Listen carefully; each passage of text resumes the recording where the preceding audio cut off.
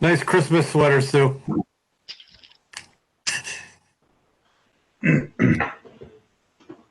Have to get in the spirit. Yep.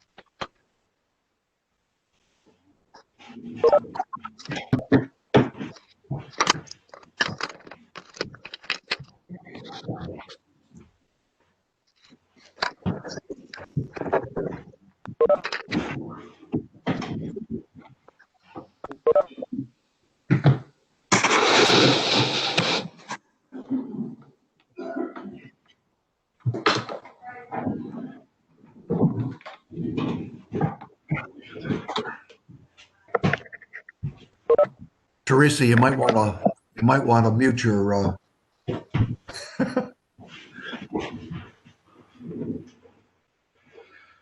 right. How's everybody doing? Sorry, I didn't get in early enough. My laptop took almost 20 minutes to go through all of the motions, including opening apps. I don't know what the problem was, but I got in here in time. Wow.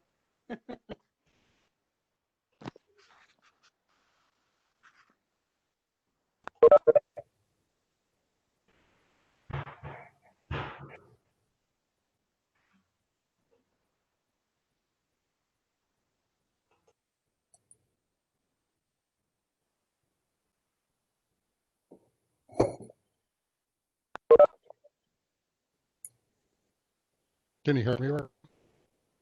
Yep, I can hear you. Okay.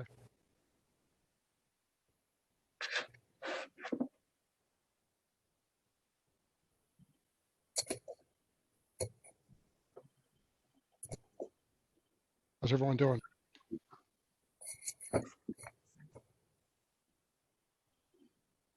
Pretty good, Bob, and you?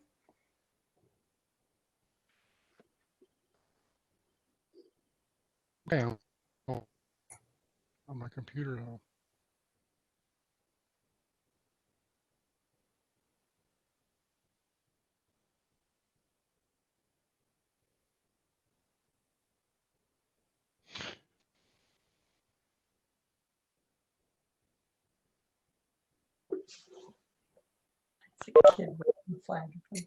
Good to go, everybody?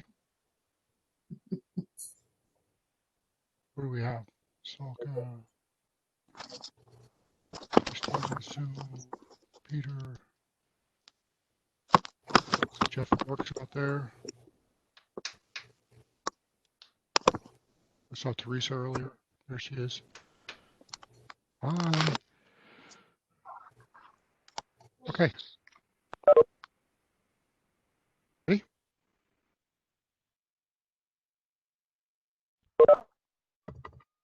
So, okay, let's call the meeting to order. Okay, Commissioner Gork, Commissioner Gork here. Commissioner Locks, Commissioner Locks here. Commissioner Macchio, Commissioner Volpe, Commissioner Volpe here. Alternate Albanese, Alternate Albanese here. Alternate Coles, Alternate Coles present. Alternate Coviello, Alternate Salvocool, Secretary Santiago, Santiago is here. Vice Chairman Salka, I'm here as well. and Chairman Hammerly. present. I did hear from Mr. Macchio and Mr. Coviello. They're not going to be able to join us. I'm going to see Commissioner Albanese in place of Commissioner Macchio. If we could all stand for the Pledge of Allegiance, please. I saw your daughter there. There you go. Yeah, make sure you hold it so everybody sees it. There you go. I pledge allegiance to the flag To of the the United flag States. of the United States of America, and to the republic for which it stands, one nation, under God, indivisible, with liberty and justice for all. Yay! Excellent job. You're going to have to start putting her on the payroll, Rob. All right. I'm sorry. If we could just remain standing for a moment of silent reflection, I apologize.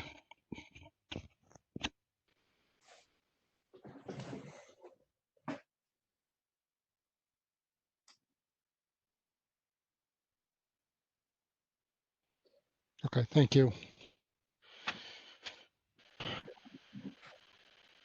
Agenda is approval of the minutes. If we can get a motion to approve the minutes from our last meeting on December 1st, 2020.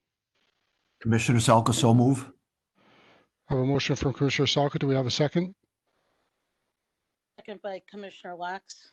Commissioner Locke, the second. All those in favor? Aye. Aye. Any opposed? Motion carries. Item 7A, Brian Ski home occupation application for retail sales of pistols, revolvers, rifles, and ammunition, and other items under FFL 7. Orders to be taken online and shipped via UPS or USPS. Property located at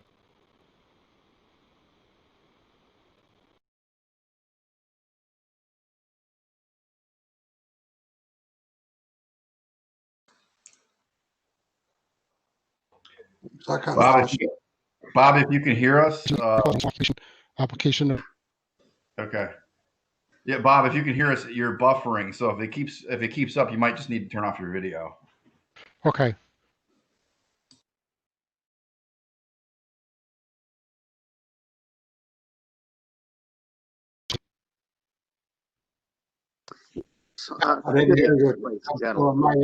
This is Attorney Gregory Miller.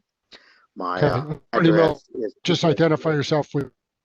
Of Go ahead. course. It's Miller Law Group, P.O. Box 680, West Reading, Connecticut 06896. My juris number is 303960. And I'm appearing on behalf of Mr. Teskey, who also is present this evening. Okay.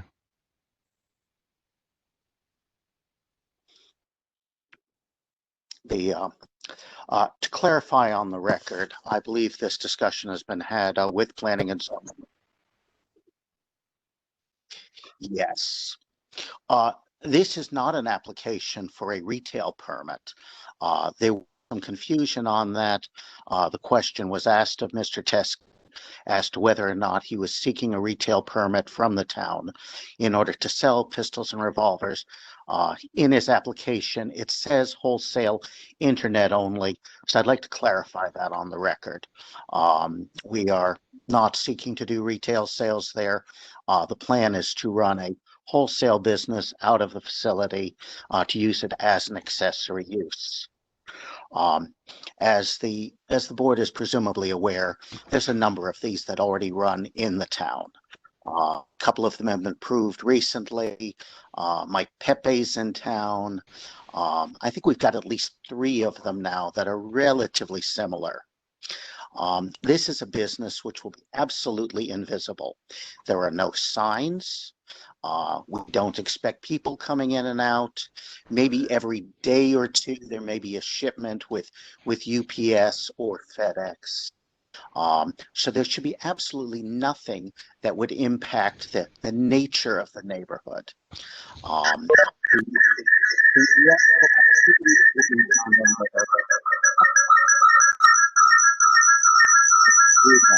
Mr. Miller, there we go. Okay, go ahead. So the nature of the business in there is essentially gunsmithing. The items would be sent over to them. They'll be modified as necessary. Typically, they'll be shipped back. On rare occasions, perhaps a few times a week, someone might come by, drop something off. A scope will be put on, some other modification will be made. Mr. Teskey has always done some reloading, as many people do. He would intend to continue to do that in the future. He may be seeking, to be selling some ammunition, but once again, those sales would be on a wholesale basis, typically dealer to dealer. So as people come in, another dealer would call up and say, I need the following. He would produce those. They would go into a box, and he would either put them in his car and deliver them someplace else. So what we have here is something that clearly falls within the realm of an accessory use. It's going to use approximately 144 to 200 square feet of space within the basement of his home. There is a separate entrance in there that he can go through and over to his driveway. This is a single family home with a detached garage. But as I say, we're not looking to run a large retail operation.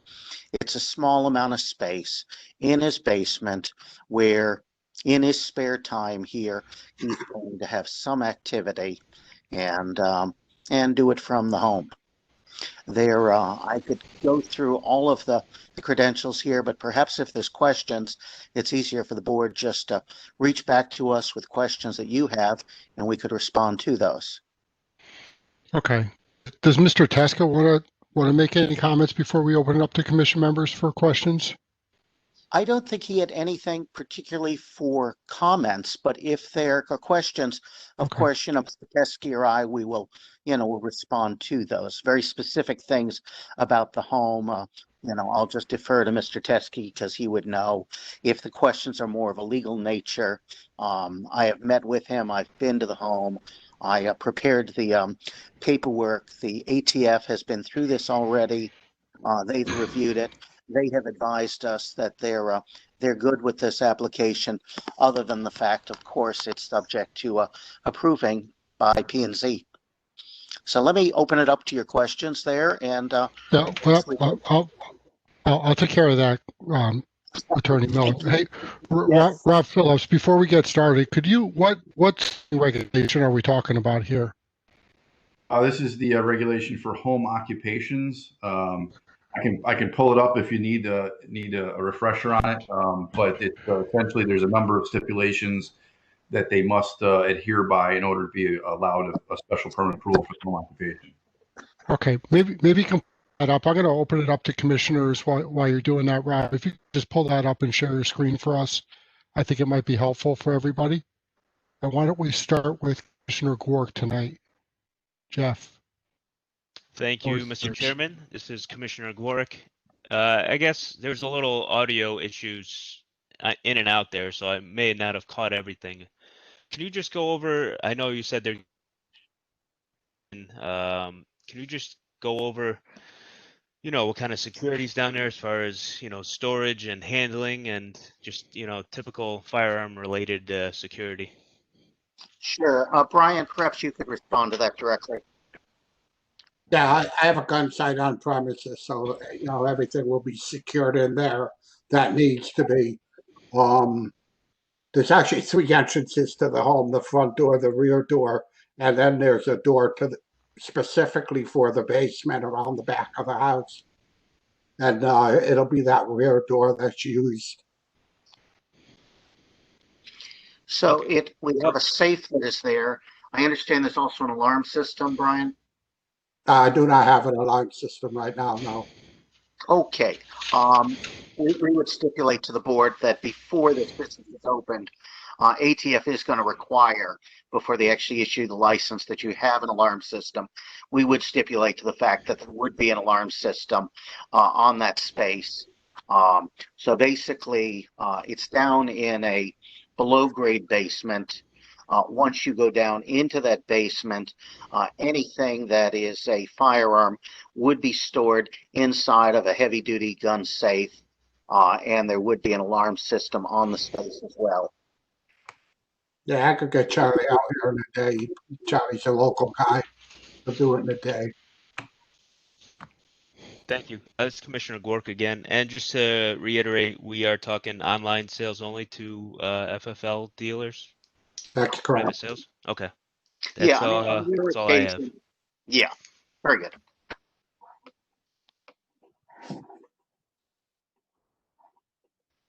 If Chairman Hammersley is still around, okay. Yeah, I'm still here. Sorry, Jeff, are you all set?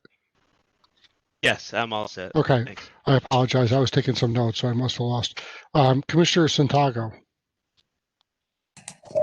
Yes, thank you. So Rob, this is not cottage industry. This is home occupation under special. Right? Rob. Rob. Sorry, Yeah. my mute button disappeared. I was sharing my screen and couldn't find my mute button. Anyway, yes, this is not a food cottage industry application. Absolutely not. As I pulled up the, I don't know if you can still see my screen. I pulled up the regulation for occupation. Because we've had other things related to this, not this, that fell within the cottage industry. That is not this. This is a special permit, right? Absolutely correct. Okay. So can the applicant take us through, if you will, because I'm a little unclear, what is your process from customer order to customer ship, and in particular, your inventory and storage of whatever it is you're going to be selling? Probably not going to be a lot of inventory because a lot of it's going to be, like a one-to-one. Somebody's going to bring something in and want to piece modify or piece added to it. So the part would be ordered and come in and go right on the weapon and pretty much go right out. So that could be a lot of stuff like, screws and brackets, stuff like that. But, there's going to be no uppers or lowers or anything that's serialized according to the ATF. That stuff is not going to be laying around at all. It's going to be ordered as needed, installed on the weapon, serial number reported, and then the weapon will be returned right away to the owner.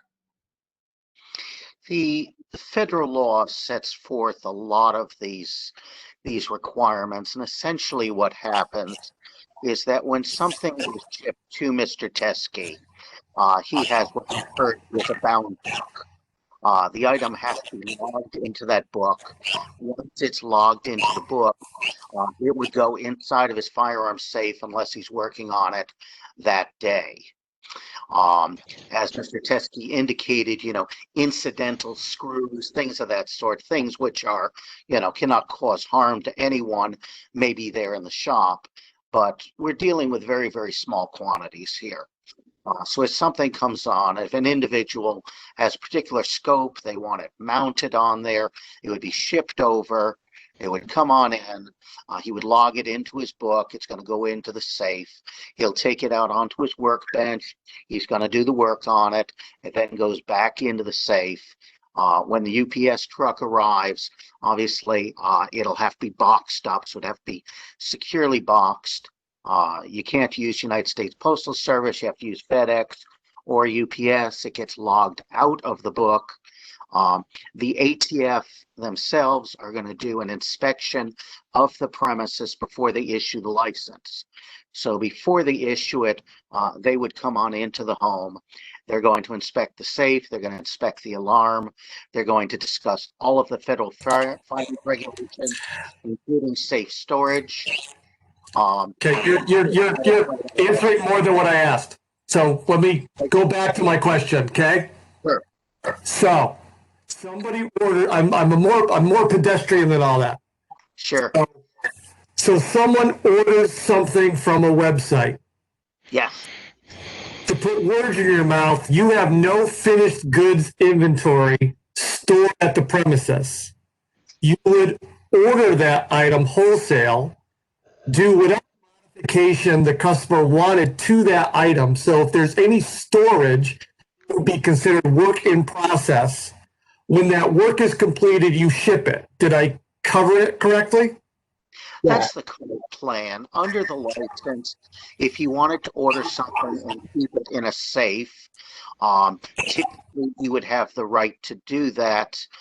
If that was the case, maybe we're dealing with a half a dozen items. So I suppose it could happen in the future, where you know that people are requiring things, you buy something, so you'll have it in inventory, you can use it. But it's not our plan. We're not a stocking dealer. The plan here really is to do custom work. So it would come in, it would get modified, and then it would go back out. So I suppose it's possible that there should be something finished in the safe, but this is not where we would have a website which says, we have 100 guns in inventory. No, the plan here is to do custom gunsmithing and perhaps some reloading. And what would be to help me legally, does the ATF or another government body perform random inspections of such a business? They do. And it's one of the things you have to agree to is they can come at any time, come by, simply knock on the door and have the right to inspect everything. And they do in fact do that fairly regularly. Usually every year or two, you'll see an inspection. All right. Thank you, Mr. Chair. I'm done. Thanks, Peter. Commissioner Volpe? Commissioner Volpe here. Commissioner Gork did a great job of kind of answering some of the questions that I had, but if Rob, if you don't mind pulling up the zoning regulation again for us, please, on your screen, if you can hear me. Sure. And while I'm doing that, I just want to apologize to Commissioner Santago. I have to keep muting you because for some reason there's a little bit of feedback coming through, and I'm trying to make sure that the recording's clear. Let me see here. Share. Here we go. So Commissioner Volpe here again. I just want to point out to my fellow commissioners that, the home occupation permit says the sale of crafts and antiques.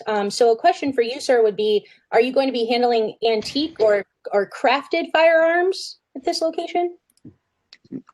No, we may well be, but this is, I think, I've had a prior application there in Southbury. My understanding, as we read down the list here, are clearly incidental or subordinate to the use of the home. This is his primary residence. It's only a small amount of the space that's in it. Going down the list here, residential character, no objectionable noise, no interference with radio or television, does not provide a health or safety hazard. We have safes on everything here. Does not generate pedestrian or automobile traffic. It's coming in and out by UPS. Excuse me, I'll stop you there, please. Commissioner Volpe here again. I did want to point out enumeration number E there that says does not create a health or safety hazard. I think the very, object that we are referring to can be a health or safety hazard. And since we have no alarm system as of yet, I do caution, guaranteeing us that this is both going to be a safe environment at this point. I also would like to point out to my fellow commissioners as kind of Lost her. However, I will hear back from my fellow commissioners on this because I am intrigued. So at this point, I have no further comments or questions. Christina, could you just repeat that last part of what you were saying? You dropped out of there for a second. Apologies, Commissioner Volpe here again. It was J as in Jacob. Jingleheimer's. I'm so sorry, Commissioner Volpe. That was a silly. Okay. Thanks, Christina. Commissioner Albanese? Alternate Commissioner Albanese here. I think everybody can hear me, hopefully. I just have a question. Teresa, tonight you're a full commissioner. You're not an alternate. Oh, sorry, that's right. I'm seated, right? Yeah. Sorry about that. Yeah, so to continue, I'm a little bit concerned. Can you explain the UPS and the USP and FedEx or whatever with packages and parcels arriving at the residence? Because I do believe the attorney did mention that there would be some packages possibly being picked up, also being dropped off. And we have so much package theft going on nowadays. I'm just curious how that's going to be. I'd rather stipulate this to be that there's no package drop-offs or no packages left on a particular location where access to the public, people can obviously trespass and pick up packages. So how do we address that? A great question. In this day and age, we're all aware of the, so-called porch bandits. Mhm. The way that it works, in order for something to be shipped through UPS, UPS confirms that both the shipper and the receiver are federally licensed. Number two, packages do require a signature. So if for any reason they were to show up and Mr. Teskey was not on premises to receive it, they cannot leave a package. Okay. They can only deliver it with a signature. He signs off, at which point he's taken possession of that. Probably 90% of the firearms in America that are delivered by UPS. Mhm. So this is very much a standard procedure. UPS has got security protocols to work with licensees within it. There's been, I can't think of a recent incident where there's been a loss in that manner. But the answer is he must be there. He must physically take possession of it. And just to step back a moment as to that question on the J of finished consumer goods. No, we're not going to take finished consumer goods. So it might be a firearm, but it's only coming to him because once it gets to him, they're then modifying it in some way that's going to be sold. It's not just going to buy and then resell. Okay, and I do have one more question, Commissioner Albanese again. So I do see that under this zoning, there's no, lessons, no home instructions, things like that. Would there be, so that goes further into saying that there wouldn't be any opportunity for, if there was an online request for cleaning of guns or transfer of guns, that need to be cleaned by people. I mean, is that something that happens as well as part of the service? It does happen. It's not something that we're really planning on, but yes, it's very conceivable that a person could call up and say, listen, I have a firearm. It's not working properly. I'd like to bring it by, the store there. It's not a store, the basement there. It would come in. Typically, those are done same day. So it's not something we're planning on. If you ask me the question, if someone called up and said, I have this, it's not working properly, it's jamming, can you take a look at it? It's something we'd like to be able to do. It's something which I believe both of the other accessory home use dealers are currently doing in Southbury. Okay, thank you. Thank you. I think the other commissioners addressed some of my other questions regarding security too. Thank you. Okay, thanks, Teresa. Commissioner Locks? Commissioner Locks. My concern is, have you spoken to your neighbors about this? The letters went out. I guess as to neighbors, I don't think they will ever be aware of the fact that there's anything that's going on here. From a matter of security, you tend to try and keep a very, very low profile. The fact that there's some boxes going in and out to UPS. So I'll let you respond to that, Brian. I don't know if you've spoken to your neighbors, but it generally within an area, part of your security is to keep a very, very low profile. As I say, there's no signs or anything else that would indicate that there's a business within it. And frankly, the number of firearms we're looking at here are probably not different from what you'd see in a, in a typical home, or at least in a common home. Okay, thank you. Thank you. I think the other commissioners addressed some of my other questions regarding security too. Thank you. Okay, thanks, Teresa. Commissioner Locks? The neighbors were all notified with my 4 adjoining neighbors were sent the same meeting letter that I was sent, inviting them to join this meeting and make a comment or to voice any of their concerns. So I only have 4 neighbors. I have 2 neighbors on Mill Street that adjoin me, and I have 2 neighbors on Eastview that adjoin me. And the zoning Karen gave me the letters. I went to the post office. I got the receipt from the post office showing that the post office took possession of them and they were delivering them. And I'm sure they got them last week. I think I brought them to the post office on a Friday, and the post office, Rich told me they probably have them on Saturday last week or latest Monday last week. So they're well informed.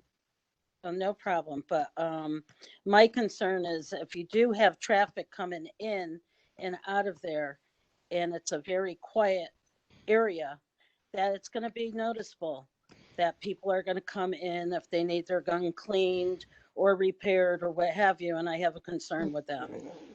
Yeah, Mill Street is the opposite of quiet.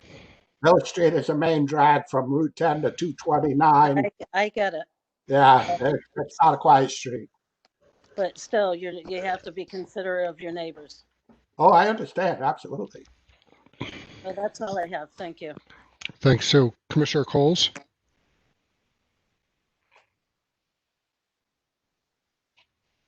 Hi, good evening. Commissioner Coles here. So thank you for your explanation of the federal regulations. I do appreciate that you've gone through, I'm sure, what was an exhaustive application process to do an occupation like this. My concern is not federal or whatever that may be. My concern is primarily just about how this kind of an operation applies to our regulations. And you know, as it was posted on the screen to look at what is permissible under the home occupation, this is not baking cookies. And so, you know, I do have some concerns about that. You know, we have sat and had some home occupations come in and apply to us, and they were granted the approval of this commission because they were in line with what I believe the home occupation regulations are here. I guess my question is just, I'll start off by asking the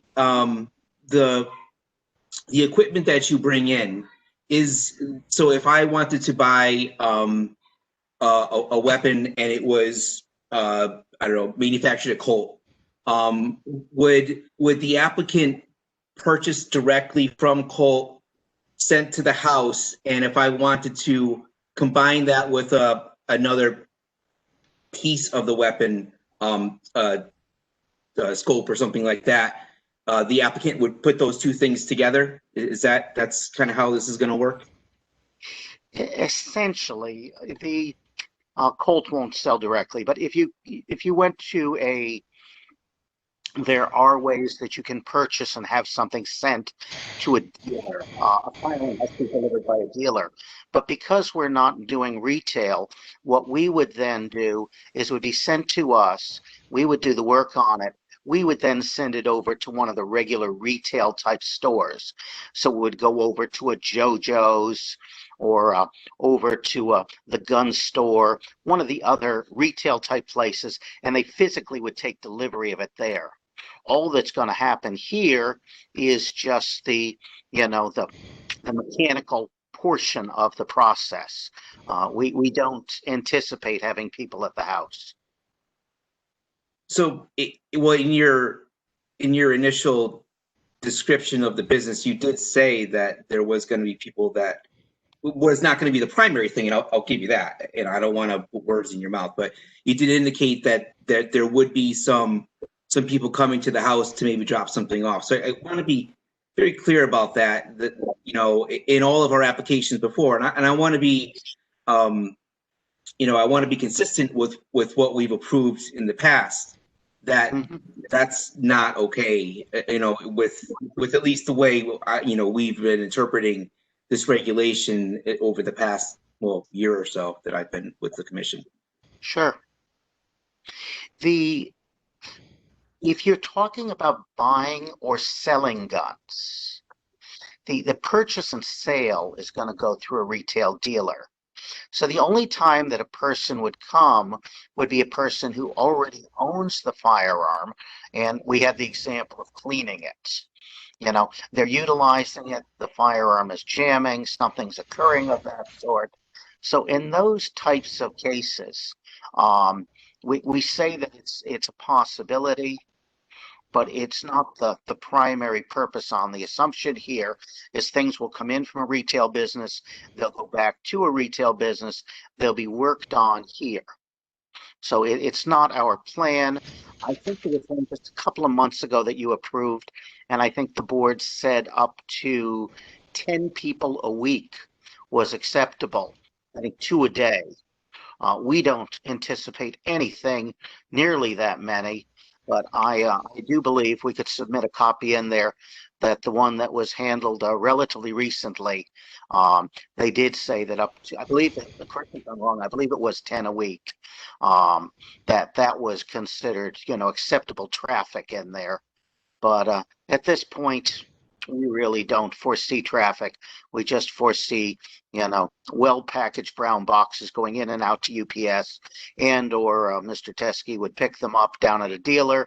He'd go down, he would pick it up from them, he'd bring it back, he would do his work, and then maybe he'd bring it right back to the dealer. So he'd be transporting in, transporting out. So there's... So I mean, and I don't necessarily recall the occasion that we approved the 10 people going in and out of a home. That might be in Southbury, which you had mentioned a couple times, but this is Southington. My apologies. Okay. Of course, I meant Southington. I have 2 other dealers in Southbury, but of course I mean Southington. My apologies. So so you know, as we're kind of, I want to wrap my piece up because I know that we want to move through our agenda tonight. We certainly want to go through the rest of this application. But when we go back to subsection J about the finished goods, yes, where you know, you are taking it from a retailer, and that's kind of why I used the example of buying it from Colt, because it was a manufacturer, and I thought you had said that it was going to be a wholesale exchange, but it sounds like it's going to be a retail exchange. So a product would come in from a retailer, be manipulated at the applicant's house, and then retailed or sold back to the retailer for final disposition to a user, correct? Well, there's no retail portion. Basically, within the manufacturing process, the firearm may be manufactured in one configuration, but perhaps the stock on it is too long per person. Perhaps they want a scope that's on it. They want some other variation, some customization done on it. So if it comes in from the store, they simply ship it in wholesale to wholesale. It's then going to go back to the store. So any retail component of it, we don't buy a finished good and then resell that on a retail basis. We're simply we're doing a manufacturing process at the wholesale level, and then the retailers handle the retail portion of this. Sure. All right. I still haven't gotten over the pack, you know, it comes in whole and it leaves added to. It's still the whole piece. But I think, I mean, I don't want to beat a dead horse. I think I know where I sit on this. I don't feel that it really fits into the nature of the home occupation regulation, and that's really what we're looking at here, running this particular business. And so I'm gonna just say thank you for your application, and I'm gonna yield back to the chair. Thank you. Thank you very much. I think I've mentioned before, we've got Mike Pepe in town. PEPS preppers. That one's formally been approved by that board. I can provide you the other, just been approved by the board. So it's just, from a matter of arbitrary and capricious, there may be more than that, but I know of at least 2 prior applications that are very similar to this, which have been approved as appropriate under exactly these same regulations. This is within the last 2 years. Greg, the latest one was down on Jude Lane. If you go into the planning and zoning minutes for July 21st, 2020, it's on that agenda, and it's 258 Jude Lane in Southington. Application to conduct mostly online sales of firearms and doing some transfers there. So it's in the July 21st minutes for zoning and planning. Almost the identical same thing we're doing. Okay. Thank you. Commissioner Salka. Most of my questions have been asked and answered. The one question that I do have, though, is we talked about reloading of ammunition. We don't have an alarm system. And obviously, that means we don't have fire alarm as well.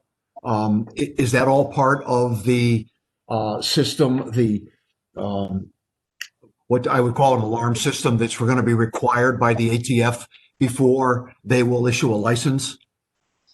Because obviously with black powder stored in the house, it is a risk to not only the homeowner, but as well as the neighbors if there is a fire. We would here on the record state that there will be both a fire and alarm system. Brian, have you spoken to the fire marshal yet? Have not. I can tomorrow. Yep. And but it's before they issue this, the ATF is going to require that P&Z sign off. They're also going to speak to the chief of police, and they're also going to speak to the fire marshal. So until all of those are satisfied, they would not issue the federal license anyways. This is merely one of the steps that they require. I guess as part of that question, though, is there any way I have less of a problem with the guns themselves? I do have the problem with the ammunition and the black powder stored in the house, regardless of what the ATF says. The applications that we've approved in the past have basically been for firearm sales, not for reloading of ammunition and storing ammunition. And I'd like to know if the applicant would be willing to separate that out and not include that as part of this application. Because that's the one I have a problem with, regardless, even if there is a fire alarm, the fire goes off, the black powder is still going to go up. And that puts a risk to the fire department as well. So, that's the main problem that I have with this application. Yeah, just to clarify it, first of all, there would be no black powder. Black powder is used in like muzzle loading firearms. The only thing that would be utilized would be smokeless powder. Modern smokeless powder cannot explode. If it burns off. It basically just flashes. It goes off in a matter of seconds. The ATF has got regulations for how powder would be stored. Any homeowner in town can reload right now, as long as the amount of powder that's stored is not large. We're not looking to store large amounts of powder in there. We're talking about, a couple of cans. So when we look at it, this is very much in line with the kind of fire hazards that require no approval from zoning at all, because reloading is done by, countless people across the community. But we certainly would, provide on the record right here that we understand that the approval is subject to approval by the fire marshal that this is safe. To the extent that the fire marshal had an objection, if the fire marshal, for instance, says, I'm only going to allow you so many pounds of powder, or I want the powder to be stored in a fireproof box. These are all fairly standard things that the fire marshal will do, and it's simply one of the steps between where we are right now and when the license is issued that we would have to complete. So I think, at this junction, I hate to specify that he's agreeing not to do something which he could do without any zoning approval if he was doing it for his own use. I certainly understand the concern if a large amount of powder was to be stored there. I'm actually sitting here doing my video at the moment. I'm down at the firehouse. I'm a firefighter. But we're very, very common question, an appropriate question for firefighters. The fire department always wants to know when there's any significant amount of powders that are stored in the house. The fire marshal typically is going to have diagrams of where it's going to be stored and assuring. So, ultimately, I don't know whether they're going to say, listen, he has a detached garage. Perhaps they're going to say, listen, we want you to store it in a fireproof box in the detached garage. But we're going to be dealing with small quantities here. We're dealing with the kind of quantities that you would see in a typical home reloading operation. We're not looking at something here where there would be, hundreds of pounds of powder or anything of that sort. We're dealing with a situation where you're going to have a couple of these specialty cans that the powder comes in, and it's only smokeless. We would absolutely not have black powder on the facility.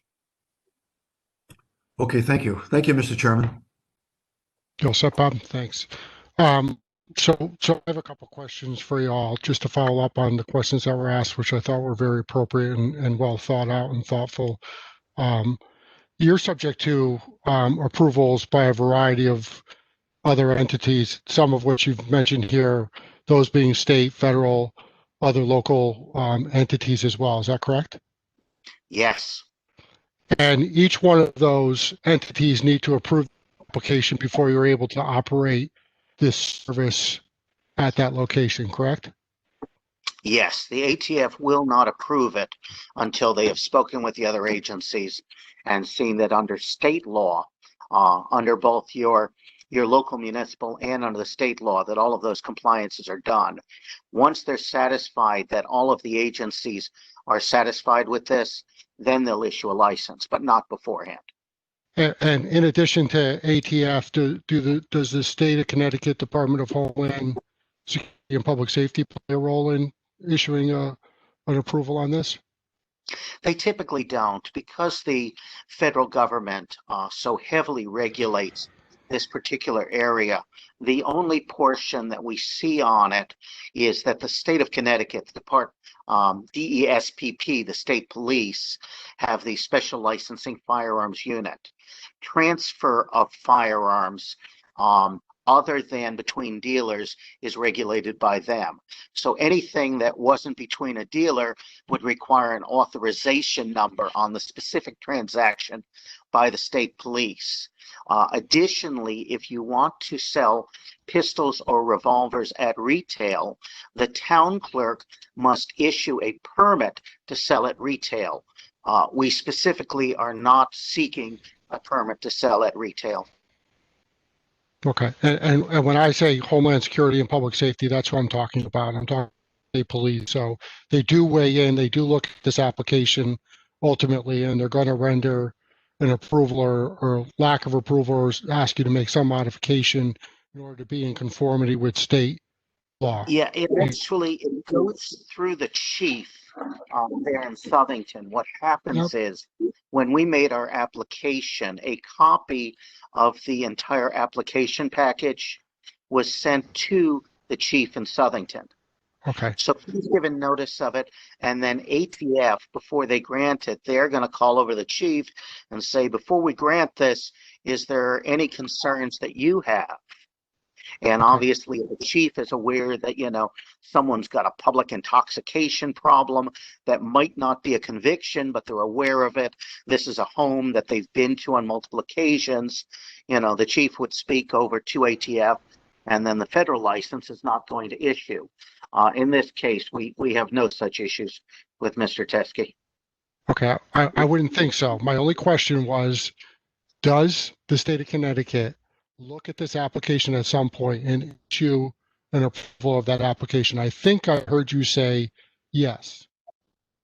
It is not, the application is not approved by them formally, but the chief within Southington is provided with a copy, and ATF does speak to the chief in Southington before they issue the permit. Okay, you mentioned that there might be some customization of certain equipment. Any of those customizations of any equipment would be in conformity and adherence to state, federal, and local law, correct? Correct. Going to jail. Yeah, okay.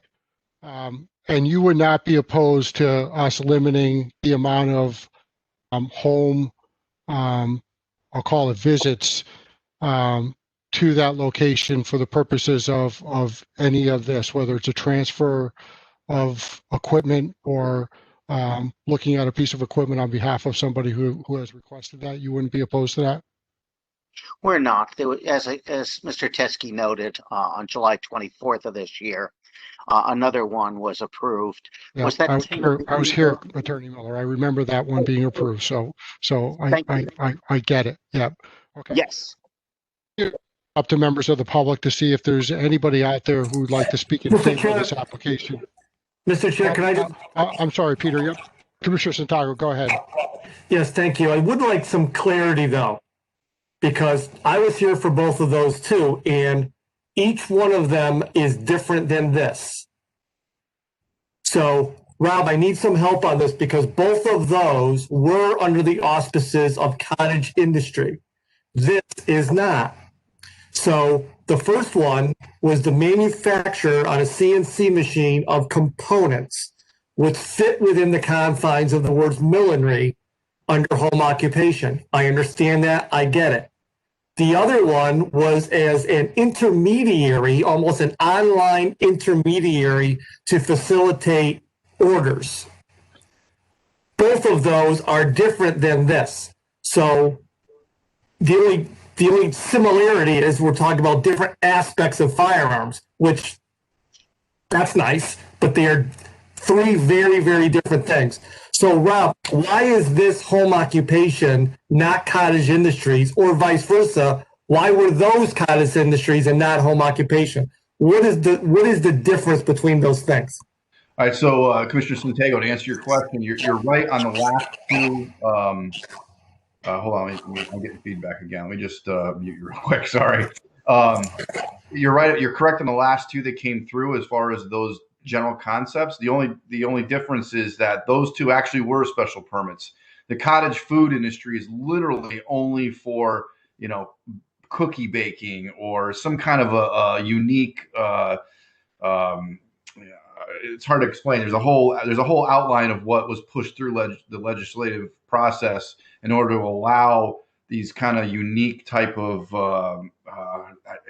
the word escapes me, but it's not a situation where it's deemed a restaurant or it's deemed a home occupation. It's literally just a cottage food industry license that goes through DCP instead of the health department. So that's a specific type thing. The firearms would never fall into that. So those previous two were special permits.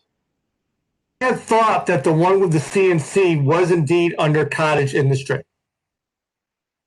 No, I'm 99% sure that's not, like it's the cottage industry, food industry. It's literally I get it. Food, so, it literally is defined pretty explicitly, and the any kind of firearms type home occupations would certainly be a special permit. This is not a special permit, though. This is under home occupation under definitions. Right, which is a special permit. It requires a special permit. Yep. All right. Yep. All right. Thank you. You good, Peter? You good? Okay. Let's open it up to members of the public. If there's anyone would like to speak in favor of this application, please unmute yourself and identify yourself and share your thoughts with us, please. And Commissioner Hammersley, just for the record, Rob Phillips, there's no call-ins here, so I don't have anybody to unmute. So everybody should be able to unmute themselves. Okay. One more time, I'll ask if there's anyone who'd like to testify in favor of this application. Do we have anybody who'd like to testify in opposition to this application?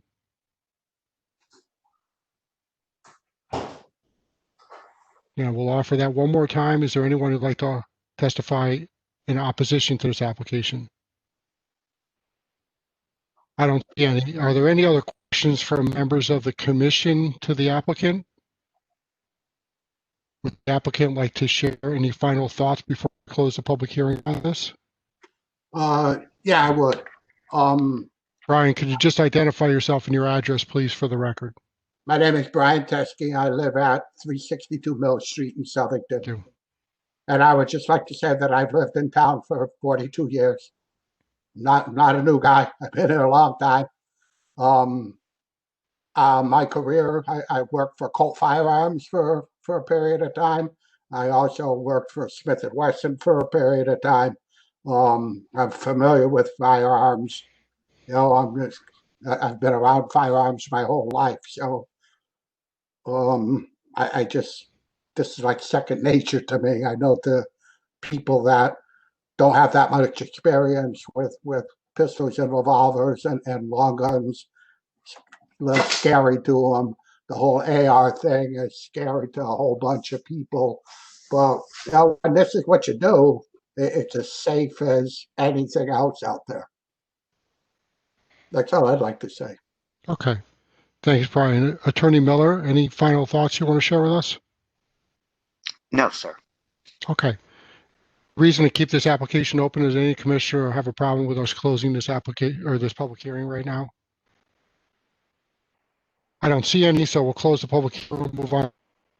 8A, Kentucky home occupation application for retail sales of pistols, revolvers, rifles, and ammunition and other items allowed per FFL 7. Orders to be taken online and shipped via UPS or USPS. Property located at 362 Mill Street in an R12 zone. HO number 78.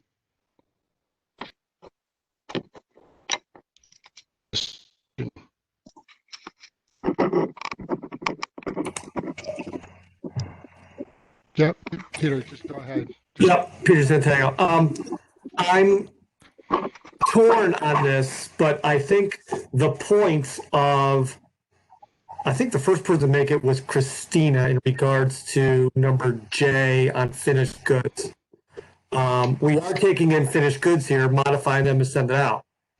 And also the spirit and intent of home occupation seems to be, if you read it, I'm making something from scratch, I think was the spirit and intent. So I don't know if this fits the spirit and intent of the regulation as written. That said, and I think Mr. Salka talked about fire department. Do we need fire department first to say things are okay within this process? Or can we ask for that? Or within this process, do we say okay and then fire department? How does that go? Well, Peter, administratively, the public hearing's been closed, so anything the fire department can give us actually could not be taken into consideration at this point. So Gotcha. that Okay, answers fair your enough. question. No, fair enough. Thank you. You're right. So, I mean, to me right now, on surface, I don't know if this fits spirit and intent of the reg as written, and indeed, I think taking in a finished good and doing something to it and sending out a different finished good. Again, I don't know if that fits. I don't know if that fits this, because the other firearm related things were indeed different than this. So they're not the same thing. So those are my thoughts for discussion for everybody. You can tell me I'm all wet or whatever you guys think. Commissioner We're not Volpe shy. here. We're not shy. Commissioner Volpe, go ahead. So yeah, Commissioner Volpe here. I was reviewing the statement in regards to the July minutes, and I do kind of want to harken back to what I said then, that I am concerned about these types of applications, especially since we've already approved one. Again, as I said in July, that this may represent, new applicants with this coming forward, as has come to fruition this evening. I am concerned that our regulations, and I'll reiterate it again, do not have anything that specifically speaks to this. So as I expressed in July, and I will express again, if this is something that we do want to continuously approve, I do find it to be pertinent to include this under the HO. Right now we are approving these without really any comment towards firearm sales, when clearly the HO outlines things like crafting and millinery, which is like what I do with ribbons and a Cricut machine. So, and that's how I interpret that. And that's pretty much what it states. There's no reference to firearms in such a serious thing. And again, I'll say what I said in July. I respect the business. I respect that you want to do it. And I respect my fellow commissioners' decisions and comments in the past, certainly. But I want to reiterate again that we're setting a precedent when we approve these things without anything to back it within our regulations. And I think that needs to, like I said before, we need to take it very seriously. That's all I have. Thank you, Chair. Thank you, Christina. Any other comments or thoughts from commission members before we look for a motion? Kayla, by the way, if you have anything you want to say now, because the motion's on the floor, you can't participate. Anything? All right, it's part of the business meeting. I gotta recuse myself on this section. Yeah, not until the motion is made, Caleb. Oh, okay. I think it's, without putting too much emotion into what I had brought up, on the first half of this. I just think that in light of what happened 8 years ago, it's right on the doorstep of that.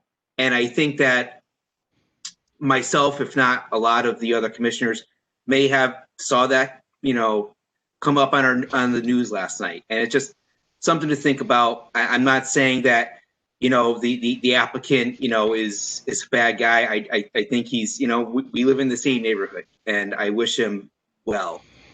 But it's hard for me to get past all of those things without thinking of all those other things.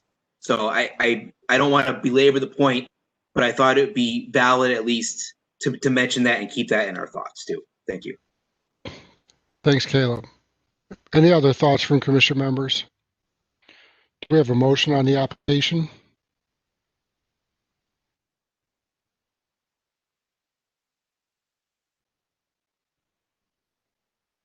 Commissioner Volpe will make a motion to deny the application. Not have any regulations that outline this type of home occupation permit. Special permit. Motion, Commissioner Volpe, to deny the application. Is there a second to that motion?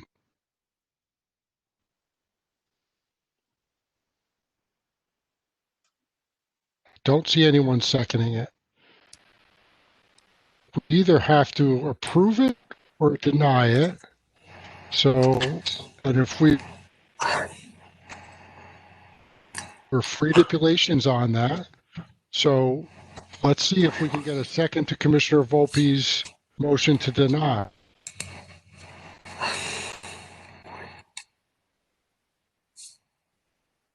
Unfortunately, Christina, I don't see a second to that motion. So let's open if there's a motion on the application. Mr. Chairman, I'll make a motion to approve HO 78 with the stipulation that this is all depending on state, federal, and local agency approval, as well as with a maximum of 10 visits per week to this particular address. So a motion for Commissioner Salka to approve with a number of stipulations on there. Is there a second to Commissioner Salka's motion? Commissioner Locke seconds that. Is there any further discussion? Mr. Chair, it's Commissioner Glorick. Commissioner Quirk, go ahead. The stipulation with the max 10 visits, we're not including or thinking to include UPS deliveries or deliveries of product. Are we just personal visits dropping off? That's to you, Commissioner Salk. Yes, that is correct. Okay, thank you. Good. Jeff? Mr. Chair, Mr. Chair, Peter Santiago. Yep. So would the idea of security and systems be part of the federal state regulations, or do we have to say that as part of our stipulation? I believe that they're part of the approval from the federal ATF. However, if you wanted to, you could ask Commissioner Salka if he wanted to amend his motion to include that, just to ensure that it is part of it. I know I'd feel better about that. Bob, do you have a problem with that? No, I'll amend my motion to include that Okay. the fire alarm and the 2 alarm systems are in place prior to approval. Okay. Commissioner Prior Locke, so you're- to issuing a I'll license. resecond that motion. okay, so we have a revised motion from Commissioner Salka and a second from Commissioner Locke. Is there any further conversation, commission members? Commissioner Volpe here. Commissioner Like to Volpe, comment. go ahead. As I did in July, we are set precedent going forward. So I will remind my fellow commissioners that if you feel uncomfortable making a decision on this application, you might be faced with that yet again and have even a harder time than you did tonight.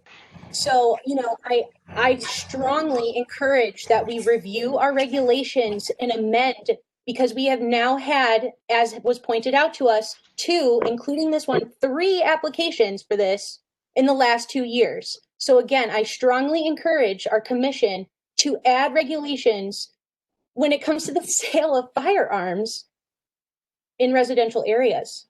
Thank you. Thanks, Christina. Bob? Mr. Chairman, I agree with Commissioner Volpe, and I think Peter can take that under advisement when they look at the review of our current regulations to include. If we're going to include it under the home occupation, fine. But I think I agree with her that there should be something in there outlining this type of sale. Yeah, I agree with Bob, agreeing with Christina, that there should be maybe some clarity, and Peter, I'm sure that you'll take note of that and bring it in front of your group to discuss that. And of course, Christina, you as a commissioner have an opportunity to offer changes, regulations as well. So that is something that you can do. So we're getting any love there, by all means, feel free to draft whatever you'd like us to look at, and we'll look at it. So is there any other comments? Commissioner Volpe, go ahead. No, I was just saying thank you. Thank you. Okay. You're welcome. Any further comments or discussion from commission members on this? Seeing none, Rob, can you call the roll, please? Let's see. All right. Gork?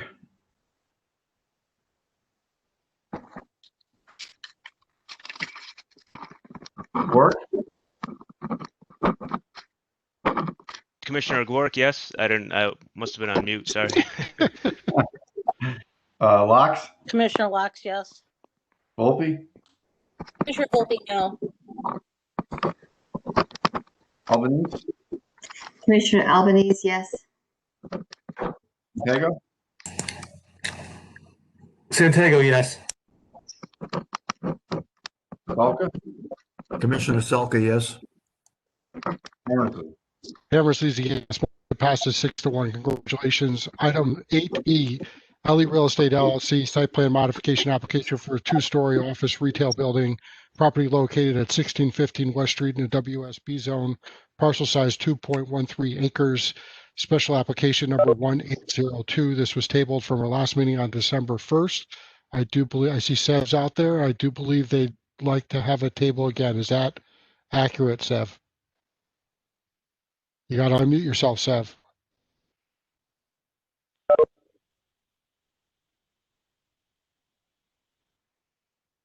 Rob, can you unmute Sev? Unfortunately, I cannot because there was an update to WebEx and it doesn't allow me to unmute people. I can only request it. But it looks like he's unmuted now. Seb Provino. We cannot hear you.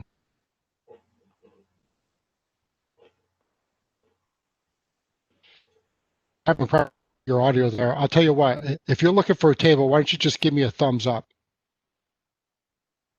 Okay.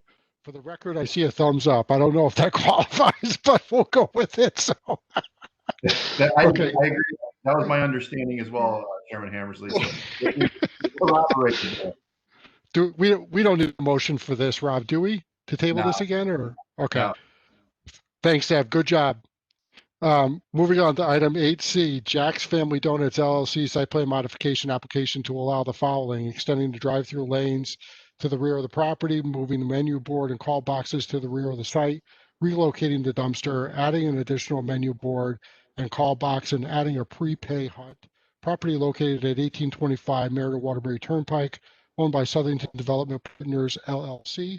Parcel size 1.19 acres in a B zone. Special application number 1770.1. This was tabled from our December 1st meeting. My recollection was that we encouraged the applicant to get together with our engineering department, Mr. Grappone, and talk about a couple items. I see a new site plan was filed, and I believe that it addresses the concerns that were raised at that December 1st meeting. Is the applicant here? If they can identify themselves and speak to that, please. Yes, for the record, my name is Jim Cassidy. I'm a professional engineer and principal with the firm of House, Pearson Cassidy. And we were before you last month, at which time we presented an application to extend the drive-through lane for the new Dunkin' Donuts located at 1825 Meriden Waterbury Turnpike. If you would like, I can share my screen. I can show you the revisions we've made working with your town engineer. And also hopefully addressing some of the commission's concerns. So give me 1 second here.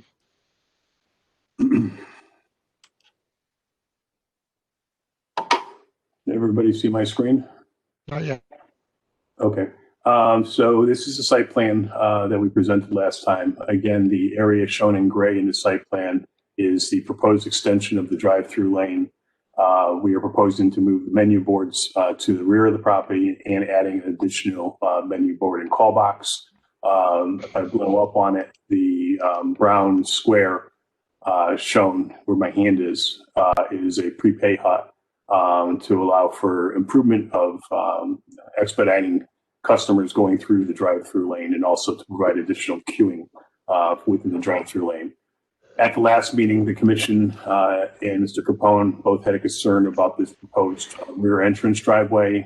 There was concern that people circulating in the driveway for the movie theater, they would enter into this driveway and try to skip into or cut into the queue for this menu board here. We proposed two things to hopefully address that issue. Number one, the driveway is going to have two signs posted on either side of it, basically saying do not enter, exit only. That is just for patrons of the store. In addition to make sure, obviously people sometimes like to try to buck signs and, sneak in anyways. What we're also doing is proposing to install an additional island. It's a narrow 4-foot wide island. It'd be raised with concrete curbing around the entire perimeter. We've located it in such a way so if someone tries to come to this rear driveway, they would actually have to jump the island. But hopefully they won't do that because we're going to have some low planted evergreen shrubs in it. Therefore, they're forced to actually go around the entire circumference of the building to get back into the queuing way. I believe that this addressed the town engineer's concerns. He did have a couple additional comments that he provided to us, and correct me if I'm wrong, Mr. Brown, but they were that he wanted to ensure that whatever landscaping we did within this island, it didn't. Rob, I'm going to be calling in. I'm on the phone for the next application. He wanted to ensure that whatever landscape we did in this island didn't obstruct the line of sight.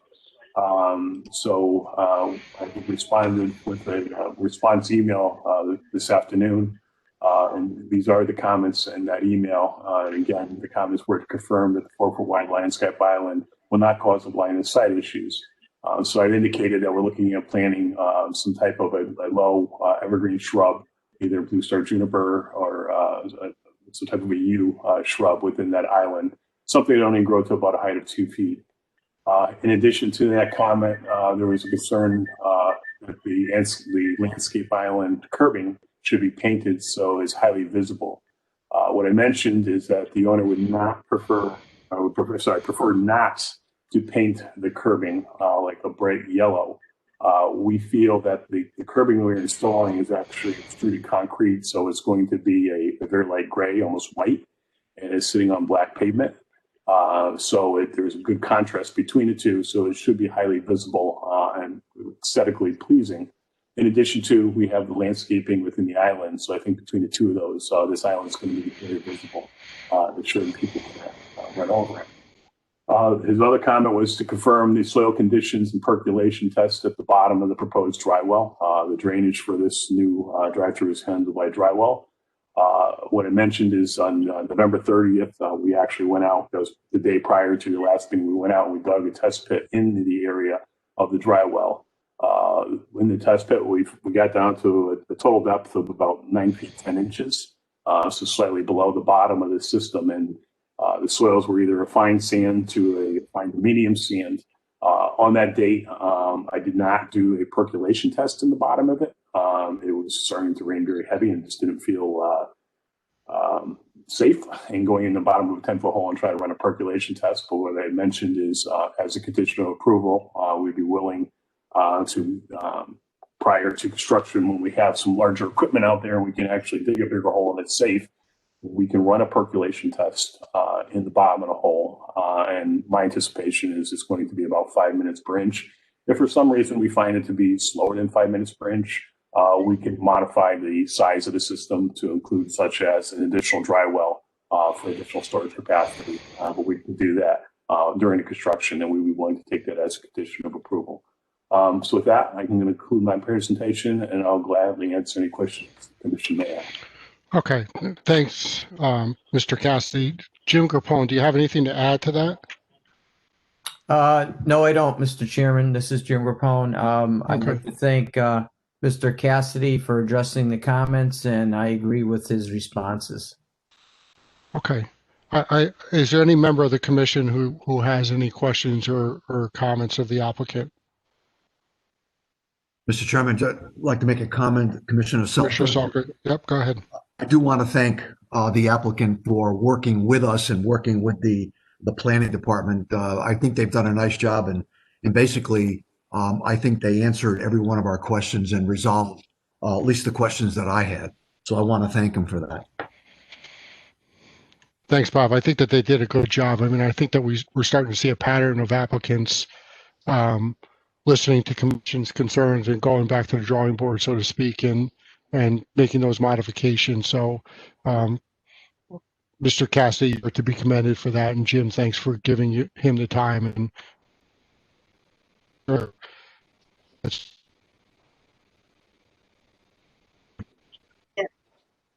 Yeah, this is Commissioner Albanese. I just have some questions regarding. Yep, go ahead. Thank you. Regarding the existing trees, will there be tree protection provided for some of those trees? It looks like some of the pavement is very close to the existing trees. I'm just wondering if there's going to be some grading, additional grading, or Sure. tree protection in those. I'm sorry. The one you see on the site plan that's close to that one radius, there's actually one tree in the middle of it, and I should have brought that up because that was part of Rob Phillips' comments. There's one tree in the middle of the driveway that has to get removed. We looked at this other one, this 12-inch tree that noted as to remain. We felt that we have adequate room to stay out of the root structure for that tree. We could provide temporary tree protection around it. But I should also know, and it doesn't show on the plan, but as part of Rob's comments, there's 2 trees in total that need to be removed. We're going to replant 2 trees on their place as part of this application.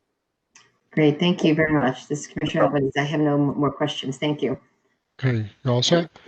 Any other comments before we ask for a motion? If I don't see any, I'd ask for a motion. on this application? Commissioner Selka here. I'll make a motion to approve SPR 1770.1 with the stipulation that the applicant will run a percolation test and remediate if necessary, as noted at the minutes stated by the applicant. Okay, we have a motion. Do we have a second? Commissioner Albanese, I'll give a second. Thank you. Mr. Albanese with a second. Any further comments or statements from the commission? Seeing none. Rob, can you call the roll, please? Just a quick question first, though. What was the stipulation? I think that Bob Selka stipulated the two things that were in Jim Carpone's earlier email. One was a percolation test, and then the other one, yeah. That's fine. I just wanted to make sure that was clear. I think that's an email from today, if I remember correctly. Is that accurate, Jim? Yes, correct. Yes, correct. Okay. So, Rob, if you can call the roll when you're ready, please. Glorick? Commissioner Glorick, yes. Locke? Commissioner Locke, yes. Volpe? Commissioner Volpe, yes. Albanese? Commissioner Albanese, yes. Santiago? Santiago, yes. Salka? Selka, yes. Hammersley?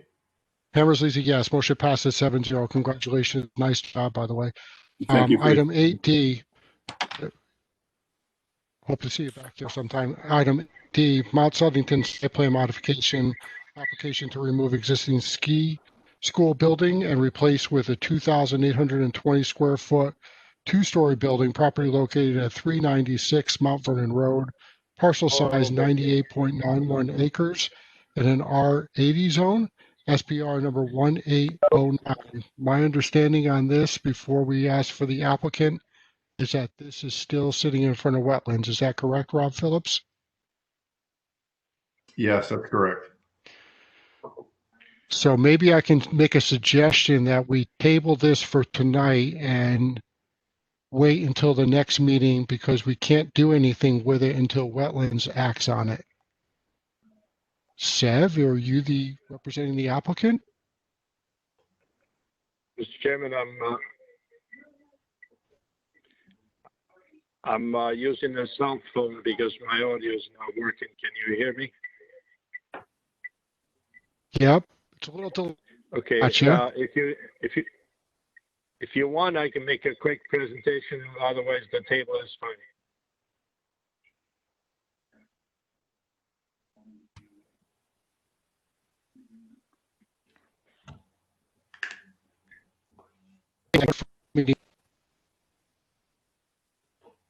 When the next The next planning zoning commission meeting is January 4th.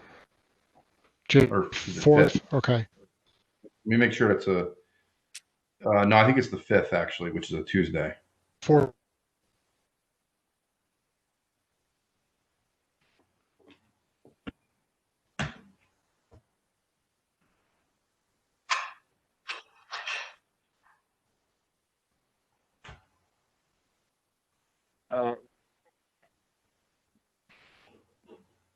Can you hear me, Mr. Chairman? Mr. Chairman, you're coming in broken. Yes.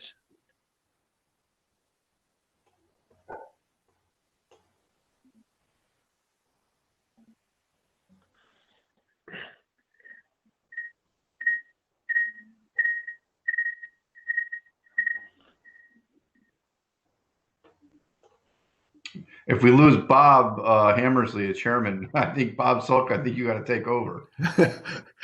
Thank you. Steb, I think what the chairman was requesting is that we postpone your presentation until the January 5th meeting. Okay, January 5th. The first meeting in January. That is correct. Yes, because then there's a wetlands meeting after that. Well, okay, but we don't have. I don't have the results from that meeting on whether it was approved. Is that correct, Rob? Yeah, no, I think Sev had said that the next meeting for wetlands is maybe after the January 5th planning and zoning meeting. If that's the case, then it is what it is. We just have to table it to the next meeting. And if we have to table it again from the 5th, that's when we'll take care of it then. The state statute doesn't allow us to make any action without a report from the Wetlands Commission. Is that okay with you, Seb? No problem. Okay, and we don't need a motion on that, correct, Rob? No. Okay.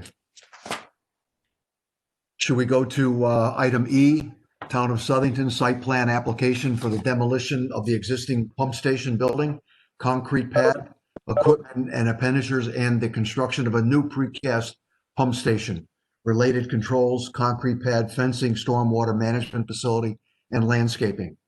Plantsville Pump Station property located at 806 South Main Street in a CB zone SPR 1810. Yeah, Rob Phillips, real quick, to kind of open up. This is another application that's tied up with wetlands at this point in time. It's probably not worth opening the discussion unless you really want to, unless you have questions, you want to hear about it right now. Anything on the commissions want to open this up, or should we just table it till the next meeting? Commissioner, Okay, we should table it to the next meeting. Good call. Okay, we'll table this. We'll table item E to the next meeting. Moving on to item F, release of a $6,000 E&S bond, Fiber Optics Plus LLC, 30 Industrial Drive, SPR 1756. Rob, is this ready for action? It is ready for action. Can I have a motion on item F? Motion to approve by Commissioner Locke. Second? Santiago, I'll second. Do we need to call a roll on this, Rob? No. All those in favor? Aye. Oppose? Hearing none. Item release of $8,000 E&S bond, Midcom Properties LLC, 49 Birch Street, SPR 1773. Rob, are we ready for action? That is ready for action. So moved by Commissioner Locke. Second? Santiago, second. Thank you. Thank you, Peter. All those in favor? Aye. Aye. All those opposed? Motion passes. Item H, release of 11,970 E&S bond, Wendy's 1799 Meriden Waterbury Turnpike, SPR 1779. Rob, is this ready for action? Certainly is. Sounds good. Can I have a motion, please? So moved by Commissioner Locke. Motion by Commissioner Locke, second. Commission, you're waving your hands, Peter. I was willing to stop talking, let somebody else do it, but I'll say. We have a motion by Commissioner Santiago. Any discussion? Hearing none, all those in favor? Aye. Aye. Aye. Opposed? Motion carries on item H. Moving on to item I, request for informal discussion with the commission regarding 349 and 387 Marion Avenue and applicability of section 4-1.1 right-of-way of the Southington subdivision regulation. Rob, I think this is yours. Yeah, I just real quick, I obviously sent out the section that's in question to the commission, I believe it was yesterday, for your review ahead of time with the materials that the potential applicant or the potential developer had supplied us. I forwarded that as well too. He's on this call, Mr. LePage. I requested an unmute to him. Let's see if he can unmute himself, and I can let him describe what he's looking for. Mr. LePage, would you state your name and address for the record, please? Bill LePage, 172 Flanders Street here in Southington. We are. I'm sorry? Ask if they can hear you first. Did you hear me all right? Yeah, we can hear you. Okay. We had submitted a letter, and that was, I would, if all the commissioners have that, I don't wish to would read it again. But that summarizes what we're looking for. But we have a parcel that we would have, if we can design it properly, would submit for a subdivision approval. It is three pieces of property, three parcels, meeting them or merging them, and we would attempt to have a subdivision 11, 12 lots. It's a nice little area. but the first 226 feet would not have the full 50-foot of road. And beyond that, it would have plenty of room to have the 50-foot road. So what there is a provision, and it was in that letter I submitted, as to which part of the subdivision regulation that it might be allowed on, and I was hoping the commission would look at that. I guess it's section 401-1 right-of-ways. And it at the last sentence of that, Rob, could you help me and try to find that? Do the commissioners have that? I don't have it.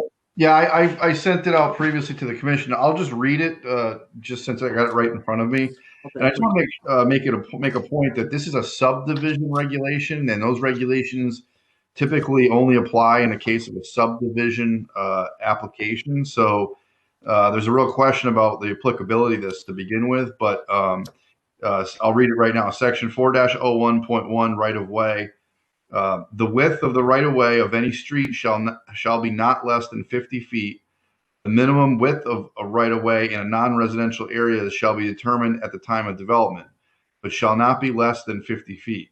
Streets shall be graded for their total width in conformance with the approved typical section and to lines and grades as shown in the approved plan and profile drawings as set forth in the subdivision regulations as adopted by the Town Planning and Zoning Commission and the typical cross sections and standards included therein. And I emphasize this section, which I think is what this sentence, which I think is the crux of the point. The commission may vary the provisions of these design standards regarding the width of rights of way and the width of roads to permit the municipality to connect streets within areas which were substantially built up at the adoption of these regulations.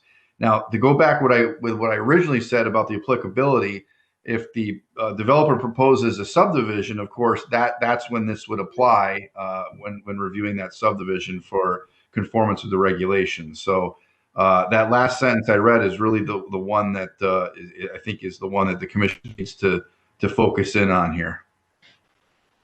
If I may, do I have the floor? My rationale of asking for this, is that we have a 24-foot roadway, which would allow for a sidewalk and a snow shelf or green area of grass. So a typical subdivision would have a 50-foot width. You would have 13 feet to work with for sidewalk and a grass strip. And with an R40 zone, a 28-foot road, you would have 10 feet less or 2 foot less than a feeder street, like going over by the high school or going probably, I'm trying to think of maybe parts of West Street that have been reconstructed, are 30 foot in paving. If you have a 30-foot wide road, you only have 10 feet left in the shoulder. And we would have, with this little piece of property, the first 226 feet, we would still have 9.5 feet on both sides. So it would only be 6 inches less than what would be feeder strip. So it seems like it definitely is workable, and it's only for that first section. The commission, I guess, here and there has waived sidewalk. If we have a sidewalk on one side only for that first 226 feet, then it really wouldn't even be noticeable. So that's why we're trying to get a feel of the commission whether this would be an appropriate use where everything in that area is already developed. And it's not as if we were buying acres where you just put a 50-foot road in it on 3 or 4 or 500-foot frontage. There was a house on this property years ago that was torn down. It was presently 2 lots, and there's 5 acres out and back that belongs to Marion Avenue Associates, the industrial building just to the west of this property. So it would use 2 pieces of property, one being landlocked, which is residential, there's no way of getting into it, which I'm not saying it's a hardship, but it would be for the factory site because they can't use it for any other purpose. So we're just trying to get a feel of the commission prior to going to full design on a road, which is, as you know, is a fairly complex undertaking. Thank you. Thank you. Commissioners, any comments? Just unmute yourself and make your comments. Sorry, go ahead. No, go ahead, Teresa. Thank you, Peter. This is Commissioner Albanese. I guess this is more a question for Rob. Are there other subdivisions that this application, similar application where we have approved subdivisions with less than the 50 feet? Rob? Rob Phillips, not that I'm aware of, certainly not in my tenure of 7+ years. And if it were similar to this situation, it would require a waiver, which is supermajority vote, five affirmatives rather than 4 on this board. So again, I'm not aware of any. Doesn't mean it may not have happened, but it would take some real research, and I'm not sure if I could uncover that answer. Okay, this is Commissioner Albanese. That's my only question at this point. Thank you. Peter Centennial. If I'm looking at this regulation, it seems pretty clear to me. 50 feet, 50 feet. And I read that last sentence almost as a needless grandfather clause rather than a direction. So to me, it's 50 feet. I mean, as I read it. So I don't think it's subject to the way I'm reading it. I'm not seeing that subject to much interpretation the way it's written. I think it's 50 feet. So, I mean, that's how, if we're having an informal discussion, that's how I read it. So I'm not reading much leeway in that. Thank you, Peter. Anything else? Anyone else? If I may comment? Sure. The entire area was developed prior to zoning, but this is a piece of property that has been there, even prior to zoning.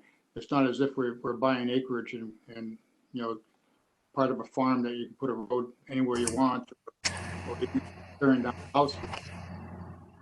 So Bill, what's there now? So on this map, what's there now, Bill? There's nothing on the property. There are 2 back lots, which is on, if you have that map piece.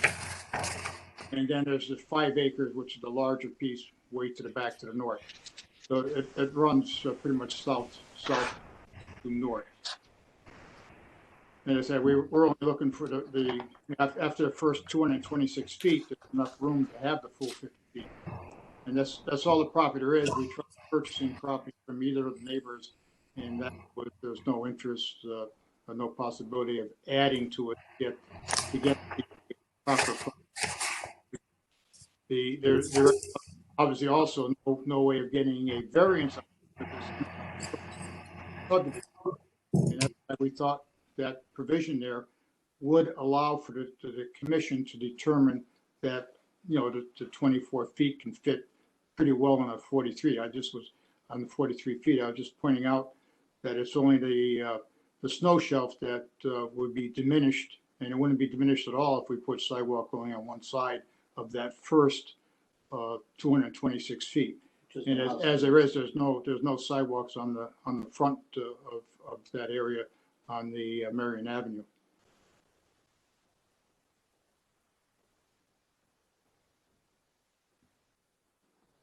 Peter, is that it? Yes, I think so. So on the map, the hand-drawn thing, Bill, so the thing that's hand-drawn 1, 2, and 3 is not there. That's what you would be proposing at the time to go build onto, and you need this strip to get there, right? So the lots 1 and 2 is part of that strip. And the number 3 is the 5.5 acres way to the north. So Gotcha. Three separate parcels that we are putting together if it's the possibility of everybody. Yep. Okay. Nothing on any of them. Mr. Chairman, are you back? I think you're muted.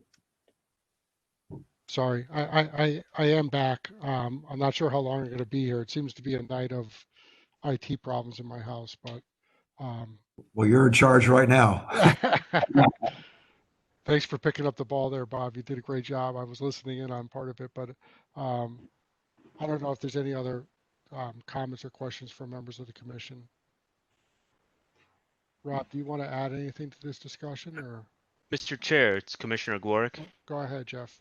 I just had one question. Where it looks like you want to connect to Marion Ave, the property to the west, where the I guess the new street would abut, that curb cut to Marion Ave, would you be encroaching on their driveway? How close is that property to your planned road? We wouldn't be, I think you're addressing me. We wouldn't be encroaching. That heavy line, that black line, believe it or not, is to scale is 5 feet of property. So when you cut something down on a 10 scale, just for conceptual, that line is taking up a lot of space. But the radius is, to the west are actually, it enhances. There's 47.5 feet on the frontage that intersects with Marion Avenue. So the radius to the west would be offset from the radius to the right. The radius on the east or right would allow traffic to flow in, and you would increase the width of the road, where an exiting would be the opposite effect. You'd actually have a little more frontage when you exit if you were going west on Marion Avenue. So they offset. There's say 47.5 feet there frontage. So that is on the angle rather than right angles. Okay, thanks. That's all I had, Bob. Thanks. Okay, thanks, Jeff. Rob Phillips, did you want to add? I see Jim Capone raising his hand there. Maybe we let him address us first. Go ahead, Jim. Yeah.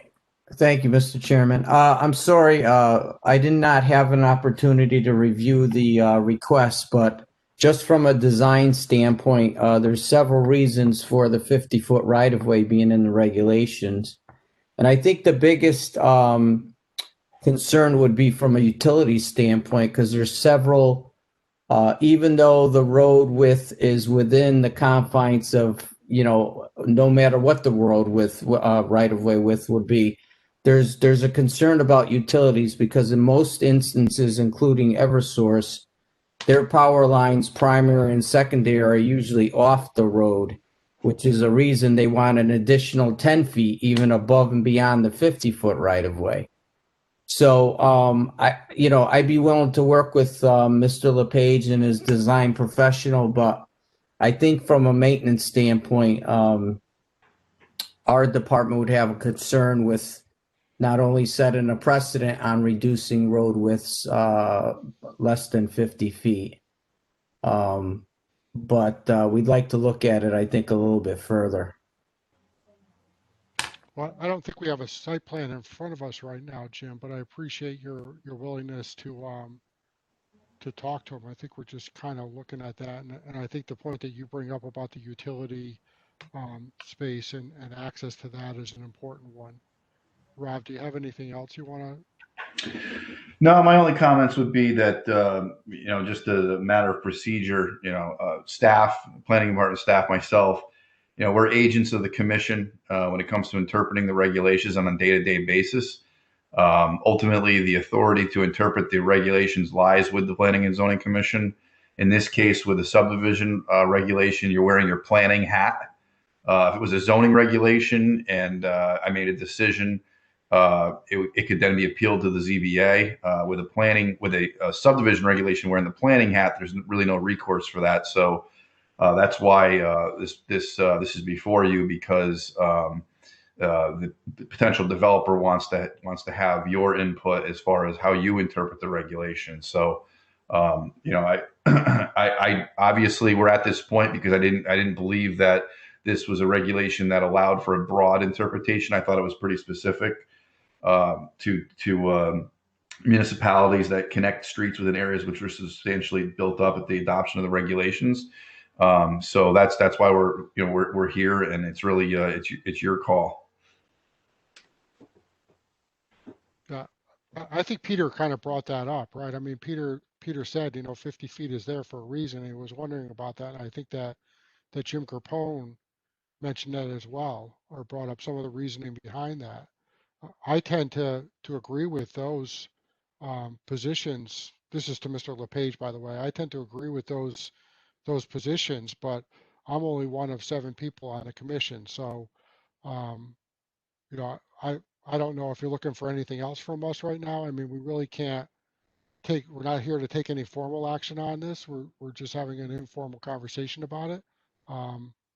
There's not going to be a vote. There's not going to be anything like that. But I don't know if I'll put it to you, Mr. LePage. Is there anything else that you need from us on this now?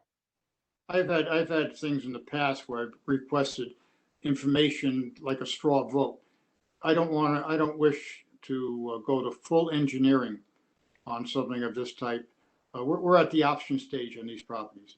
And I am not going to purchase these properties, submit full plans to the commission without getting a feel for whether it's going to go or not. There's no point in spending $20,000-$30,000 or whatever on a futile proposal. That's why I think there was provision there, the way that's written, that when the area is completely built up, that it'd be allowed.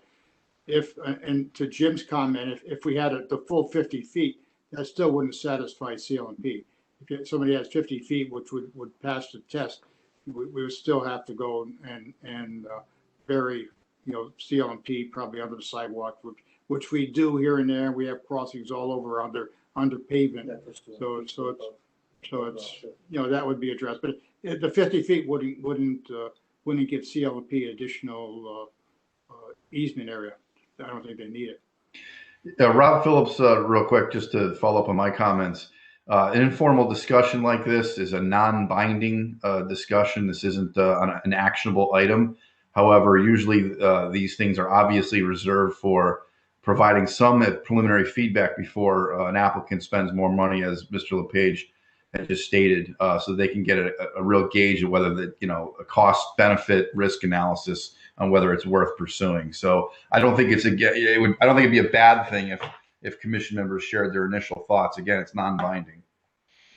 And Rob, correct me if I'm wrong. We would need a supermajority on this.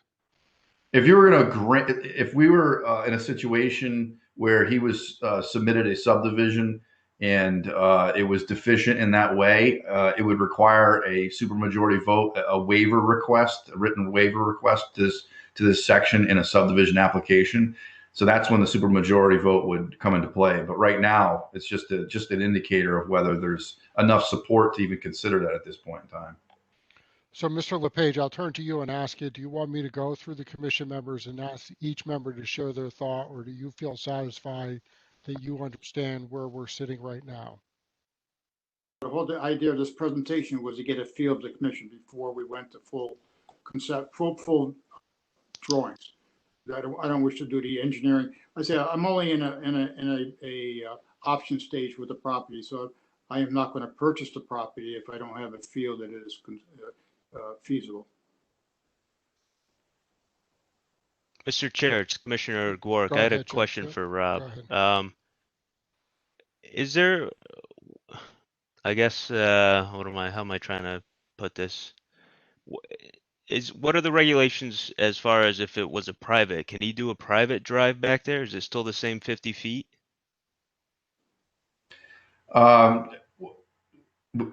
Yeah, I mean, you can do a private driveway that does not meet town road standards, but to serve the number of lots that the developer's considering, I think would be quite. I don't know if it would be problematic. I don't know if Jim, if you want to weigh in on this as well too. I know that when we do private driveways, in my experience, 2 or 3 homes on one private driveway is enough to cause enough headaches between the property owners, and certainly we wouldn't want anything that's constructed from a private standpoint to be potentially in the future requested to be town owned. So, Jim, I don't know. This has come up a few times recently. It's probably going to come up more often than not as some of the more prime pieces of land are already developed, and we're looking at other more difficult situations. So, Jim, I don't know if you have any comments. Yeah, I think this is very similar to Mass Day Circle, which is a private road. I think a lot of people feel that's a town road, but that's private. I don't believe there's a 50-foot right-of-way for that development, and that has a number of lots. I guess with this particular one, I was just able to call it up.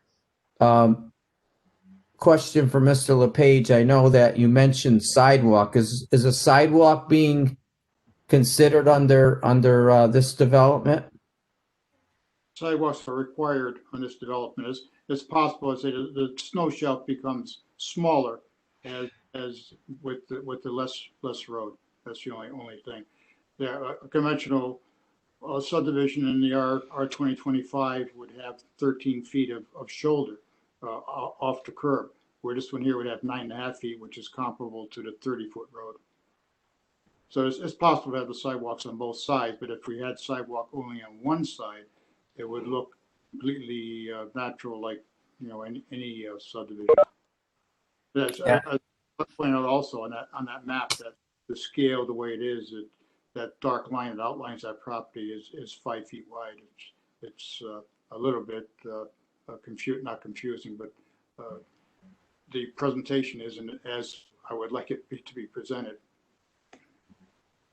Yeah, Rob, I think you recall Mass Day Circle, but it's that road is pretty long in length, and I know it's private, so I think there's been precedent on a private road, but I'm not sure if that's covered under the regulations. But is Mass Day Circle individual single family homes, or is that affordable housing multi duplex or type development? If I may pop in on this one, I'm somewhat familiar with these things. I think I'm the fellow in town that's been doing these things longer than anybody else in town. The Mass Day Circle was a court-ordered affordability project, so the town didn't have much choice in what they did. It was determined to be private, just so as they could get that and settle it with the judge. That was a dictated type of a project. Didn't go before the commission. Yeah, and Hillcrest was similar in the sense they went before the commission. I believe I was coming on when this was being settled in court, but that ended up, even though it came in as a housing opportunity zone, it came out of the settlement as a fee simple single family home lots, very small size relative to what we have in town, all on private streets. And so that would be another similar situation, but that didn't have a right of way issue. Our present zoning regulations do not allow for private streets. There's one up to the west of this one here. I think that was a court situation too. I'm not sure. The one that goes out to the pond there. I'm trying to think of what the name of it was, but it's just probably 500 yards further to the west on the south side of Marion Avenue. No, the Cross Pond is a public road. In fact, we just accepted it. All right, that was a controversial one because that was 4 private rights of way that got combined. I guess the people that had been very complex as I built a couple houses in there. They say there's 4 or 5 driveways that were 10 or 20-foot strips that were combined to get that road. So that was really a complex situation. I'm not sure of how it evolved, but I know the properties I say I built in there. I owned a couple of strips in there at one time. Okay. Do we have anything else from the commission members?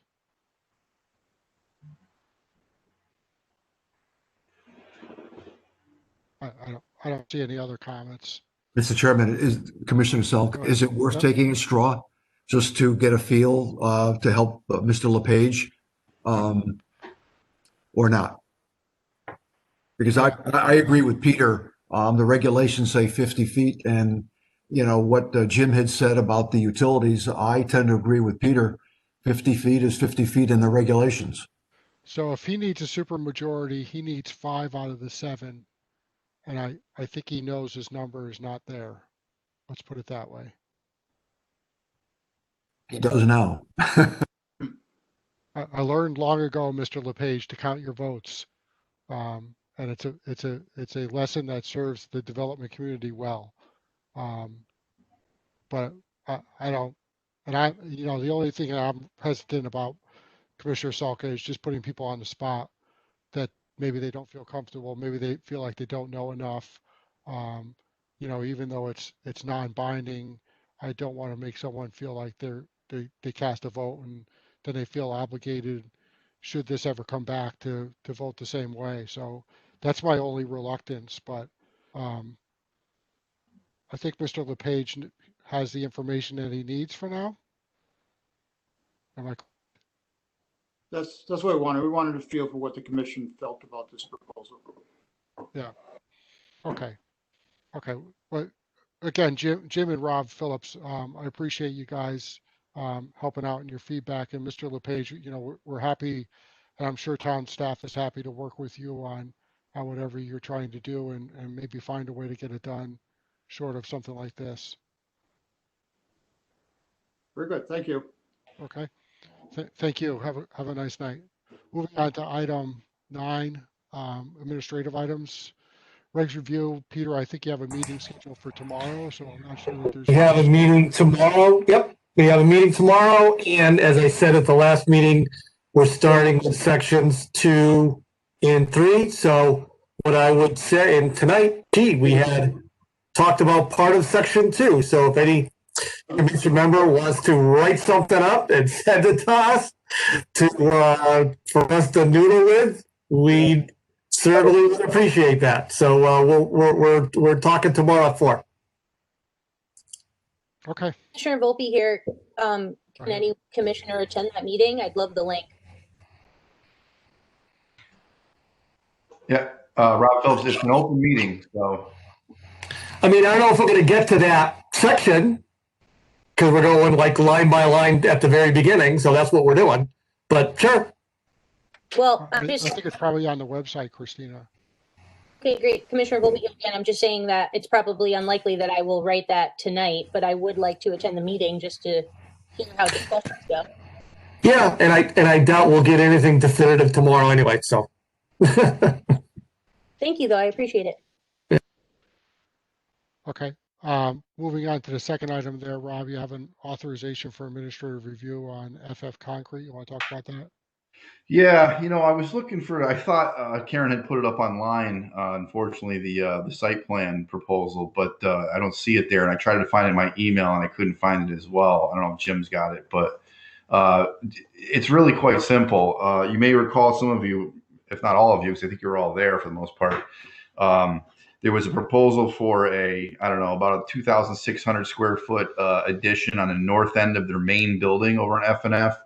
And the commission determined that it was, suitable for administrative review and approval, which is what we did. And now they're in for another very similar size addition on the southern side of the building, kind of bookend situation. And they're obviously, because of what we did with the north end, it made sense to look at administrative approval for the south end. So I'm just looking for that. We can't literally approve it and issue any approval letter as a staff until they get through Wetlands Commission. So we would hold off on that until that report is into staff. Otherwise, if there's no issue with the commission members, we're happy to do it from an administrative level. Does the commissioner have an objection to handling this administratively?